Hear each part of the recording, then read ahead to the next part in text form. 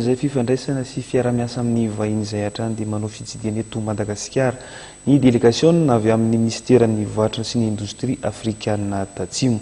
Io mareo indrindra dia tonga nitsidika ny ministra nivon'ny fiadinan'ny republika misana ny fambolena sy ny fiompiana ireto délégation ireto ary niompana indrindra amin'ny fampiroboroboana ny indostria ny fambolena sy ny fiompiana ny resaka.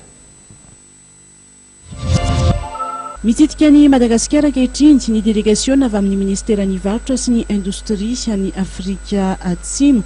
Io maraina io dia tonga nitsidika ny ministra eo anivon'ny fiadinan'ny republika misana ny fambolena sy ny fiompiana ireo délégation ireo ary niompana indrindra tamin'ny fampiroboroboana ny indostria ny fambolena sy ny fiompiana ny resaka tamin'izany. Tontolo ambanivohitritsika dia sady mamboly any miompy. Dia ny tena lehibe ihany koa zany voalaza manokana teo ny resaka letchi. Efa nisy adeleny rahana teo. Faharoa arakaraka an'izay ny tena lehibe ihany koa dia miarahana mieritreritra ny atao hoe ny fampivoarana ambanivohitra amin'ny alalan'ireo usine maro samihafa manodina amin'ny vokatra eny amin'ny toerana mamokatra eny.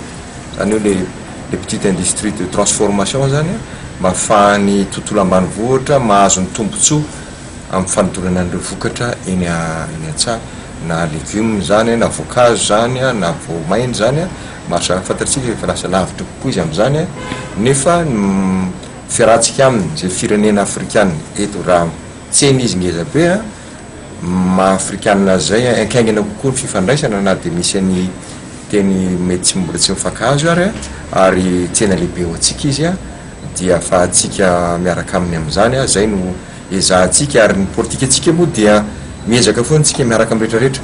Raha ny fanazavana ny Tondramatoa Maud Dolomo ambassadorny Afrika Atsimo eto Madagasikara dia niresaka bebe koa amin'ny fanodinana ireo vokatra avy amin'ny fambolena sy ny fiompiana ny resaka. Marina fa mikasa andray ny vokatra litchi avy eto Madagasikara ety Afrika Atsimo ary heverina amin'ity taona ity zany miara-miasa akaiky amin'izany ny firenena roa tonta raha ny fanazavana voaray.